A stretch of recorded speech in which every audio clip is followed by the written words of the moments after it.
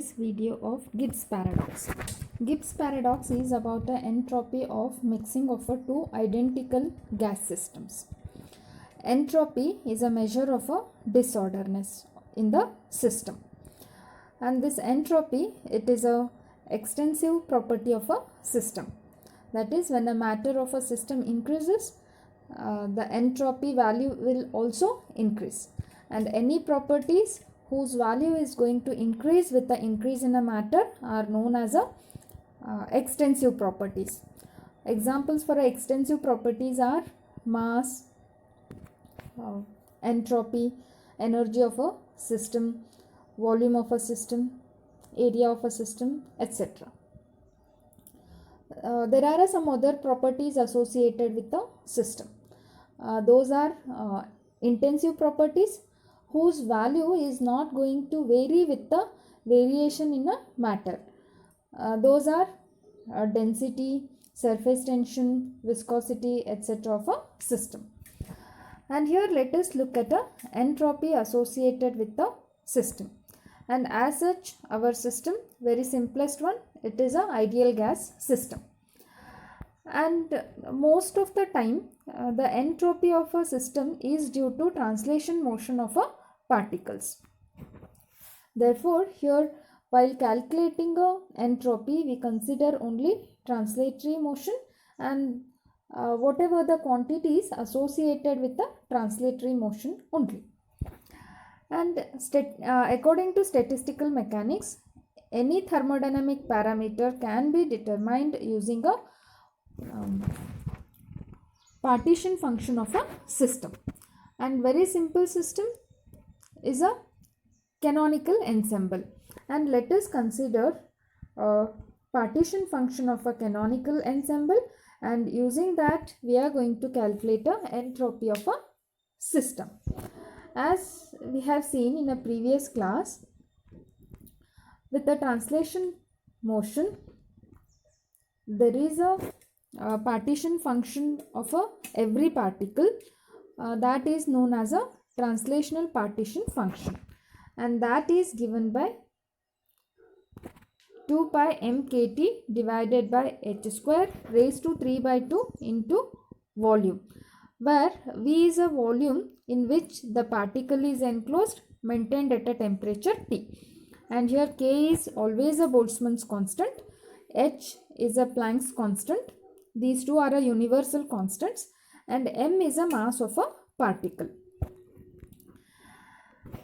And now, using this translation partition function of a particle, we can calculate a translation partition function of a system containing a n number of particles in a volume V maintained at a temperature T. And that partition function is given by this equation 1b. And using this, we are going to calculate a entropy. First, we calculate a Helmholtz free energy. A is equal to minus kT into ln Q. And using that Helmholtz free energy, we are going to calculate a entropy, which is minus dou A by dou T at a constant volume. And when you differentiate this Helmholtz free energy expression on substituting a Q from a equation 1b, we are going to get this equation 3. This is a expression for entropy of a system due to translation motion. Now let us consider entropy when we mix two systems containing two different gases. Let us consider a box containing two compartments. One is of volume V1 and another one is volume V2. Let us consider two ideal gas systems of mass M1 and M2. There are two ideal gases. These are like a neon and argon. And let us introduce n1 number of particles of gas 1 whose particle mass is m1 in a first compartment, and let us introduce another gas whose particle mass is m2 in a V2. There are a n2 number of particles in this compartment. And now when the temperature is constant T, then using a equation 3 we can write what is a entropy for a compartment 1 and compartment 2. Entropy for a compartment 1 is S1 and it is given by this equation 4a. And here there are a n1 number of particles enclosed in a volume V1, and this m1 is a mass of the individual particle. And similarly, the entropy of a second compartment is this equation 4b. Now the entropy of a whole system, for this whole system containing a two compartments, is S is equal to S1 plus S2. And now let us remove the partition between these two, and let the particles of system M1 particles of volume V1 and V2 mix in all. So these all particles will move, they diffuse on the other side, and the particles in this volume 2 will diffuse into V1. So there will be a continuous mixing and they will distribute all over in the box. And after some time equilibrium is reached. And now if we consider entropy in the whole system due to gas 1, that is a gas consisting of particles of mass m1 where there are a n1 number of particles, then this entropy is indicated as S1 prime, that is given by this equation 6a. And here the expression contains V1 plus V2 instead of earlier V1, because particles are moving in the volume V1 plus V2 because that compartment has been removed. And similarly, the entropy due to gas 2 is S2 prime. And here again this V2 is replaced by V1 plus V2. These two are representing a entropy due to gas 1 and gas 2 when the compartment is removed. Now the entropy of a whole bigger system, that is S prime, is equal to S1 prime plus S2 prime. And now if we consider the entropy of a whole system and then entropy before mixing and after mixing, there will be a change in the entropy. And if we see the change in the entropy, that is there is a one system where there is a compartment and it has got a S as its entropy, and there is another compartment or another system where this compartment has been removed. Now this is V1 V2 earlier, now this is V1 plus V2, and now the entropy is S prime. And whether these two entropies are one and the same, let us see. When we take that entropy change due to mixing, that is indicated as a delta S is equal to S prime minus S. And if you substitute for all the values from equation 4 and 6, we are going to get this expression, that is 8. And this delta S is known as a change in the entropy, and this change in the entropy is positive here, and this is true experimentally also.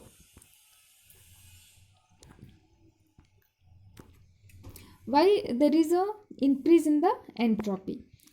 That is because now on removing a partition, n1 number of particles, they can move in the extra space V2.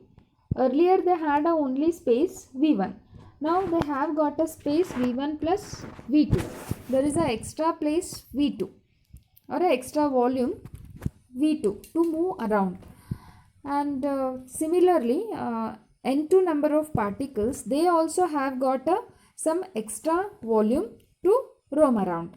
Therefore, overall, when the partition is removed, the entropy increases, and this whole diffusion process is a irreversible process.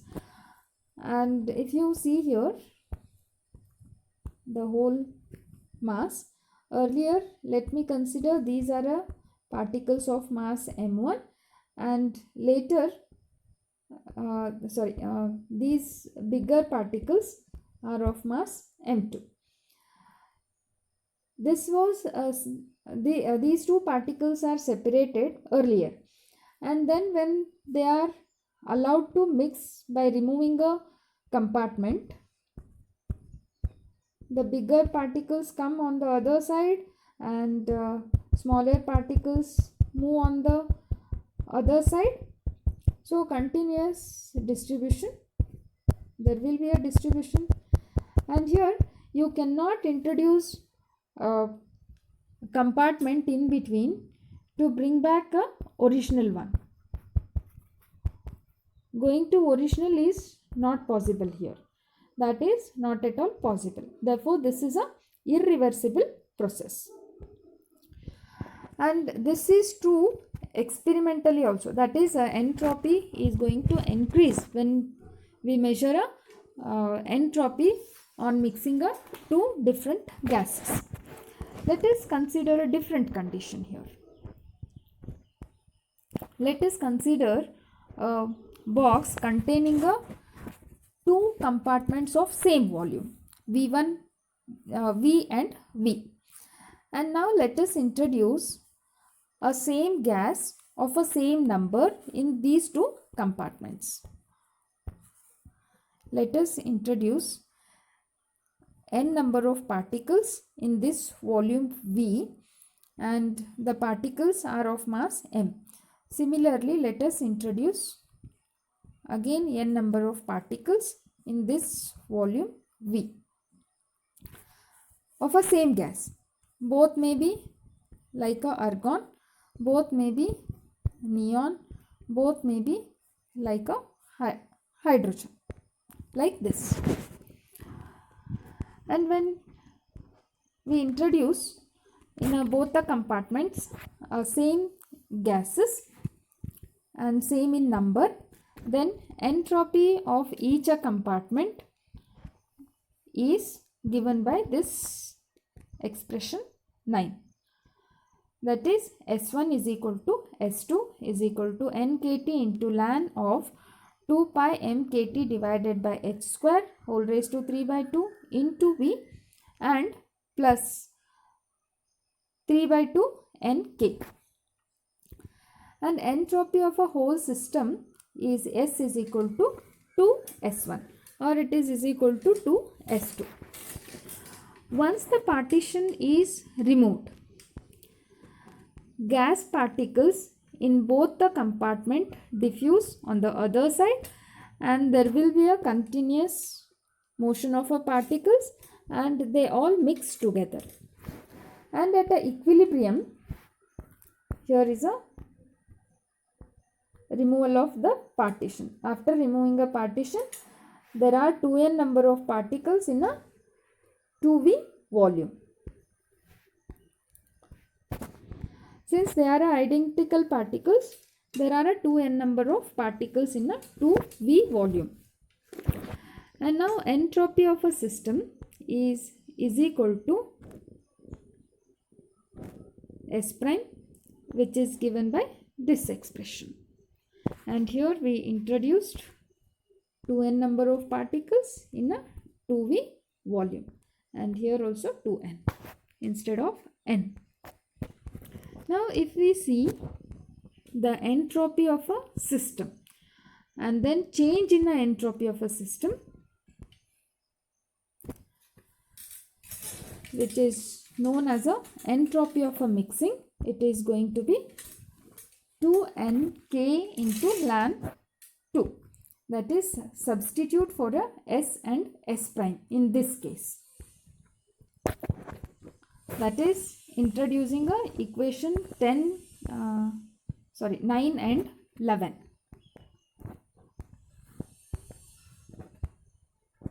In this case, it is 2nk ln 2. This equation 12 shows that change in the entropy is again a positive. Actually, that is not supposed to happen. Here, if this delta S, that is a change in the entropy due to mixing a two identical systems, is positive, then this tells that this property, entropy of a system, is not a extensive property, but entropy is always a extensive property. This is like earlier there are a n1 number of particles in a n number of particles in a volume V. Therefore, there is a certain entropy. Then we double the particles and also double the volume. Then there should not be any change in the entropy. Actually, the entropy, change in the entropy must be 0. Practically, it must be 0. Here, theoretically, we are getting that change in the entropy as a positive value. This is something fishy. And also, this process of diffusion of two identical gases is a reversible process. Once we mix the particles, once we allow the particles, earlier they are spread in the volume. So this is a partition. If they are spreaded, they are distributed in a volume volume V, and in this volume V also. When you remove this partition, then definitely the particles are going to diffuse in the whole place, but there will be again a uniform kind of a distribution. Therefore, there should not be any increase in the entropy when the two identical gas systems are mixed. But theoretically, using this expression of partition function, we are getting that change in the entropy as a positive value. This contradiction in a experiment and theoretical results is known as a Gibbs paradox. The problem associated with mixing of two identical gas systems is known as a Gibbs paradox. Gibbs, he noticed it in a very early stage, and then he tried to give a solution to it. And empirically, he came to conclusion that this problem of mixing of two identical gas systems can be solved if the V in the expression of entropy, that is equation 3. In this equation, if this V is replaced by V by N, this problem is going to solve. And when we introduce this V by N instead of V, the problem of mixing two different kinds of gas particles will remain as it is. The expression will remain as it is. That is not going to affect this mixing of two different gases.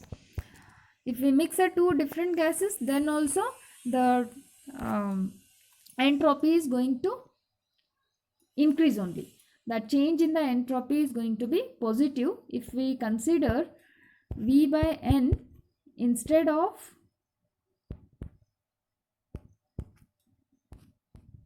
V. We don't consider V and we consider a V by N. That replacement of V in the expression of S, that is equation 3, by V by N done by a Gibbs was totally empirical. He made it with a trial and error basis in order to solve the problem associated with mixing of two identical gas systems. And he calculated in a reverse direction and he came to the expression of partition function of a system. With that, the partition function of a system Q is equal to Q raised to n divided by n factorial, forming this equation 12. And here suffix t is introduced for a partition function of a particle to convey the message that the partition function is only related to translatory motion. Why this n factorial comes into picture, or why to introduce V by n at the place of V in a expression of entropy was not explained properly by a Gibbs. He made it by trial and error basis. But this introduction was very correct quantum mechanically. After the advent of quantum mechanics, that is after long time, that introduction of n factorial, or why that n factorial comes in a expression of Q was explained. This is because of indistinguishability of particles. In a gas system, when we consider all the species are one and the same, how to identify those particles? If I want to indicate them as A, B, C and so on, when they start moving all over in the space, can I make the differentiation between all those particles? Classical mechanical, according to classical mechanics, it can be done. Why? Because according to classical mechanics, one can measure a position and momentum of a particle simultaneously, that is at the same time, very precisely. And we can specify the particle by giving its position and momentum at any time. But quantum mechanically that is not possible. Quantum mechanically it is impossible to specify the velocity and velocity, that is a momentum or position of a particle at a time precisely. There is a definitely some amount of a error because these all are micro particles. Therefore we cannot specify the position and momentum of a particles every instant of time very precisely. When at the time of collision of two particles, after a collision it becomes impossible to label them which is which particle. If before collision I consider one particle as A and this another particle as B, when they come together and they collide, at this point measuring the position and momentum of both the particles precisely, it is not at all possible. Hence during we lose the identification of these particles during a collision, because they are one and the same particles. Only we can identify them by locating their positions continuously or Along with that, we have to look at the momenta also. That is not possible to make precisely according to quantum mechanics. Hence, during a collision, the identity of a particles is lost. And thus, in writing, capital Q is equal to Q1 into Q2 into Q3, or a QA into QB into QC, and so on up to Q raised to N, means actually Qn, that is equal to Q raised to N. The number of states are overcounted by a n factorial number of times, because there are a n factorial number of ways of permuting all these n particles. Therefore, for a system of n number of indistinguishable particles, capital Q, that is partition function of a whole system, is equal to Q raised to n divided by n factorial. And here I said something that is indistinguishable. In our next unit, in the beginning, we are going to learn what are indistinguishable and what are distinguishable particles. And now, substituting this expression of Q in the calculation of entropy of a system, we are going to get this expression, that is expression 15. And this equation 15 is known as a Sackur-Tetrode equation of monoatomic gas of a structureless particles. Why we consider them as a structureless? We consider that all the particles are spherical in nature. Practically, that is not true. If we consider a molecules, then molecules will have a different structures. And now with the expression 15, in fact, using a expression 13, we can calculate all thermodynamic parameters. And before that, if we look at the entropy of mixing delta S by introducing that change given by a Gibbs, we get a expression for change in a entropy delta S as this. And here, if V1 and V2 is equal to V, then by introducing that in the previous expressions, we are going to get delta S is equal to 0 for a mixing of identical gas systems. And the expression for a delta S remains the same for mixing a non-identical systems. If we mix a non-identical system, then entropy is going to increase. And if we mix a two gas systems of identical particles, then the entropy is not going to increase. And later, using an expression of partition function Q as given in equation 13, we get a expression for a pressure, energy and specific heat. And these expressions are same as we obtained it in a translatory partition function or a translation partition function.